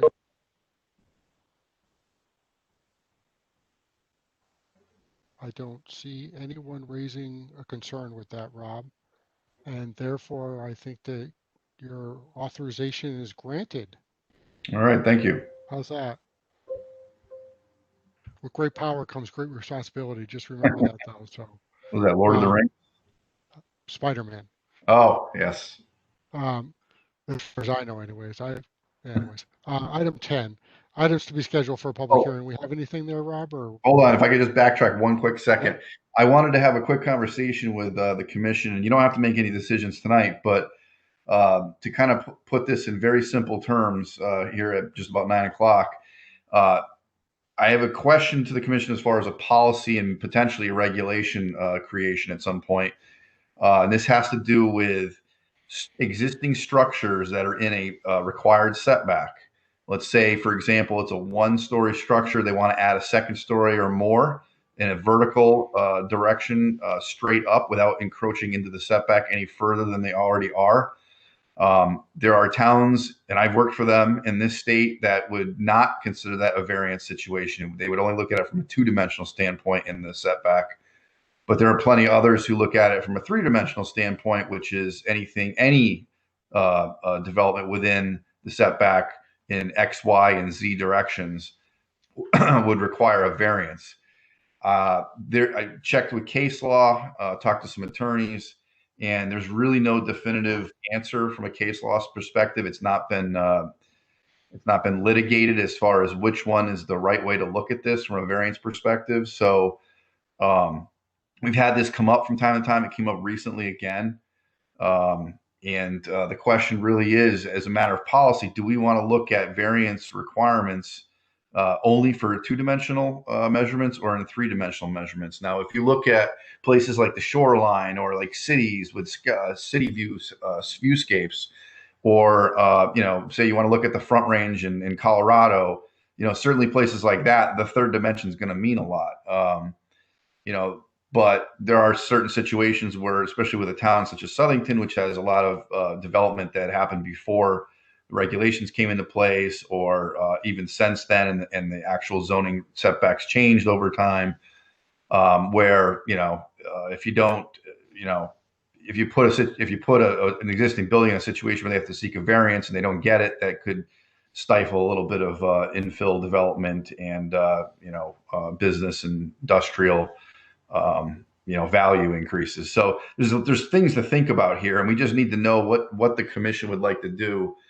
Now you might think, why isn't the zoning board of appeals talk about this? Well, it's because it's the zoning board of appeals. You guys set the policy and the regulations. You change the regulations, and if there's something that needs to be varied, it goes to them. But in this case, it would be something that you would provide direction on, or potentially regulation, and then I would, we as staff would go and explain it to the zoning board of appeals so they knew how to interpret it correctly. So I don't know if anybody has any questions on that. It seems pretty straightforward to me, but we just need to know which direction we want to go in moving forward.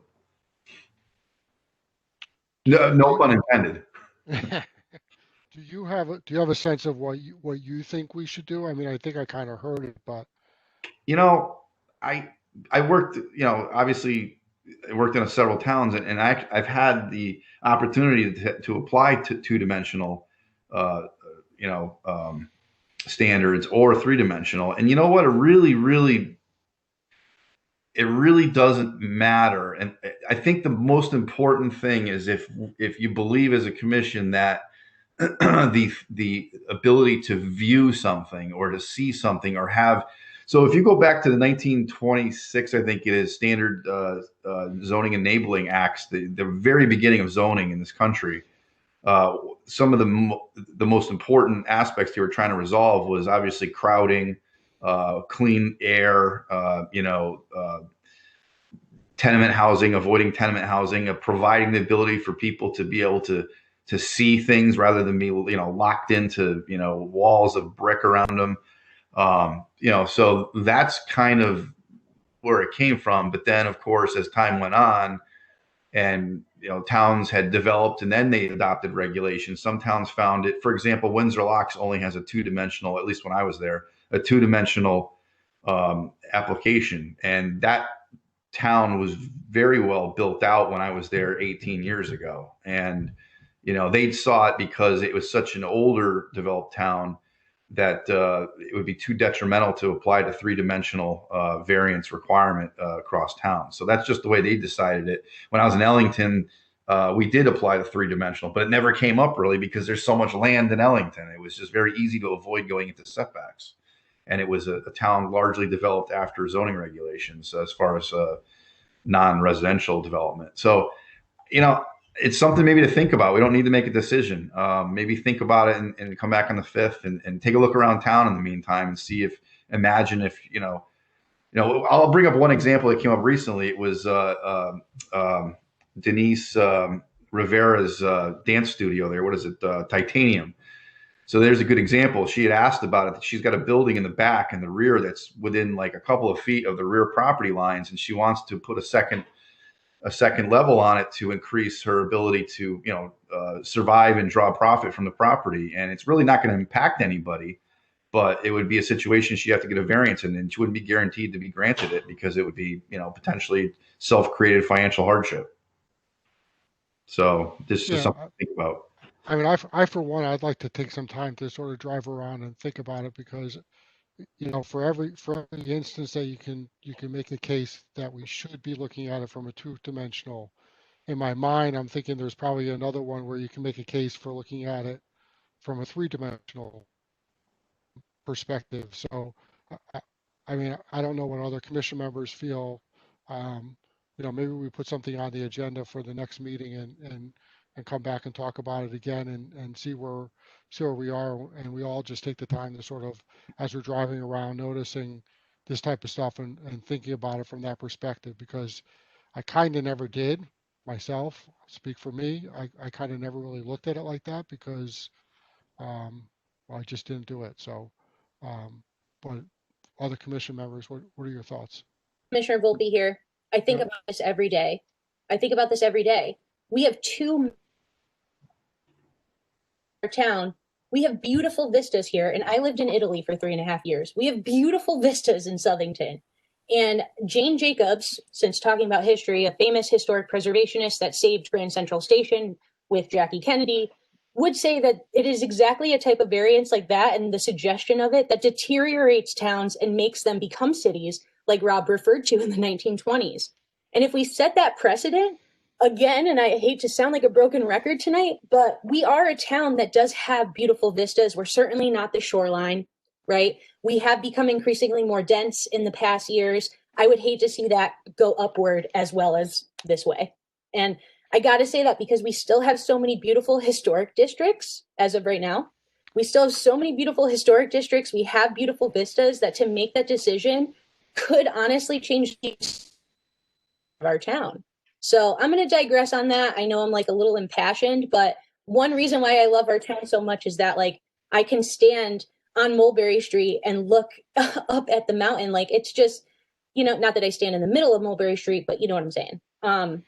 I think that it is worth considering, especially since I understand what Rob's saying, that it wouldn't come up so much and maybe it's like a minor thing, but I really think those minor things do make a big impact in how our town will look in 50 years. I really want to hearken us back to the POCD in that sense. Like, is this something now that could be the detriment of Southington really becoming too dense and becoming a city? So please consider that while we're driving around, looking at the beautiful vistas. I just want to make a real quick point of clarification. I didn't mean, I hopefully didn't insinuate that it wouldn't happen very often in Southington. I meant in Ellington, but here it could. I really don't even have a guess how often it may come up here. But I just didn't know kind of where the commission lies on this. I love the hand gestures too. And no, Rob, I know that it's not you. Ellington has really sustained a lot of its farmland, and that's wonderful. Southington, however, has not. And we're doing a great job. We really are open space, and Commissioner Salka killing that game. However, I am very concerned that if we take this step, it would be hard to come back from it. Caleb? I'm going to come at it from a less beautiful vista kind of perspective and more of a privacy kind of perspective. If somebody if I'm in a small neighborhood and I put a nice little, stockade fence and I have some privacy in my backyard, and all of a sudden somebody wants to pop up a second floor right next to me, so much of my privacy. And, if you buy into a neighborhood with a bunch of little branches, and all of a sudden there's a 2-story next to you, which was never planned on, and it's out of your control. At least I think something like this would kind of give us a little bit more of the public feedback we can kind of weigh in on. That's kind of how I feel about that one. Thanks. Okay. Bob Salka? I agree both with Christine and with Caleb. But my other comment concern is what might be happening on the state level. I keep reading in the paper that the state wants to take more and more of the responsibility for planning and zoning within a town. And that's why I think that the more regulation, I don't want to say more regulation, but I think this kind of regulation makes sense to have in there with the 3-dimensional prior to the state overstepping their bounds, as far as I'm concerned, on the planning and zoning side of the equation. So I agree with what Caleb and what Christine are saying. Okay. Anybody else? Peter? Yeah, I think as land becomes more sparse, meaning the X and Y direction, Z will happen. And if we don't get some discussion about going up and down, it will happen for us. So if for no other reason to get ahead of it, I think would be prudent. You're being proactive. That's all I got. Being proactive, I think, is a good thing, Peter. So, anybody else? Jeff, Sue, Teresa? I just believe the same way that the rest of the commissioners feel, that we have to be proactive. So real quick, when you're meaning proactive, you're supporting the three-dimensional at this point in time? right. Okay, good. All right. Well, it's not, I mean, I'll let everybody else speak, whoever hasn't spoken yet, but it looks like we're heading in one direction, which is nice because I don't have to wait for the next meeting. Yeah, Correct. I think it's trending that way, Rob. Thank you. Anybody? Go ahead, Susan. Do you have anything? No. Okay. All set. Okay. Teresa or Jeff, anything you want to add to the conversation, or? This is Commissioner Albanese. No, I don't. I agree with the majority of the folks that have spoken out, and from a perspective of me being residing on one of the Vista Mountains, that I see a lot of opportunity that to maintain the beautiful views that we do have, the view sheds that we do have, and I could see that being an issue. But I think if we do adopt some sort of regulation or policy, it's got to be very, very careful on how we do it if we are going to be proactive in that route. Yeah. Thanks, Teresa. Jeff, any thoughts? It's Commissioner Gorick. Nope. I'd just like to echo pretty much what everybody else has been saying, and I agree with what's been said. So, all right. So with you guys. Okay. Let me just say this, Rob. I mean, when I think about three-dimensional blocking views, I'm brought to Flanders out by Novak Farms there, where some of those houses have great views, and I don't want to see that view to be blocked by somebody else. And I lived for a period of time in Old Saybrook, and I saw that happen, and it happened, to $1 million houses where people would come along, buy a small house, build it, and it would block the view of the guy who just spent $1 million who sits on the other side. And all of a sudden, now you get people start building these crow's nests on top of their houses, and at some point it just doesn't end. Well, it ends, but it starts to look a little gaudy, right? And I don't know. That's not attractive to me. There's been some landmark type decisions down in the Connecticut shoreline based on that. The ugliness that goes on with the view, the ability to maintain your view down there is pretty amazing. But so that's good. So obviously, what I'm getting from the commission is that more control is better than less control, and that is totally fine. And that's what I wanted to get from the commission, so that we can appropriately apply our day-to-day dissemination information based on that. Yeah. Okay. Perfect. Thank you. Yeah, thank you, commission members, for sharing your thoughts. I think that they were very good, and I'm sure that Rob appreciates them. Item 10, items for a public hearing. Rob, we have nothing listed here. We're sitting blank right now. Holiday lull. Yeah, no, just what we're continuing from this meeting. Okay. Receipt of any new applications? Not at this time. Nothing. Okay. And so we'll entertain a motion to adjourn. So move, Mr. Chairman. Commissioner Salka makes a motion to adjourn. Do we have a second? And a snowman might second. But... I saw that, Christine. I'll second. I really like the holiday little reaction. Commissioner Volpe, I'll second. Commissioner Volpe with a second. All those in favor, aye. Aye. Aye. Any opposed? None. Meetings Hey, adjourned. happy holidays, everybody. Yeah, happy holidays, everybody. Holidays. Have a great Enjoy holiday. your time with your family. We'll see most of you next year. Not you, Peter. See you tomorrow, baby. Oh, nice. That's see, you got Bob wonderful. Soka doing it now. So That's what I'm here for. you started a trend. There you go. I love it. Have a great holiday, everyone. I hope Yeah, Santa you is too. good to all of you. Hey, Bob Soka, thanks for stepping in there. You did a good job. He might have left. Take care, guys.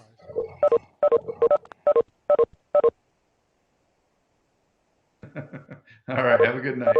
You too.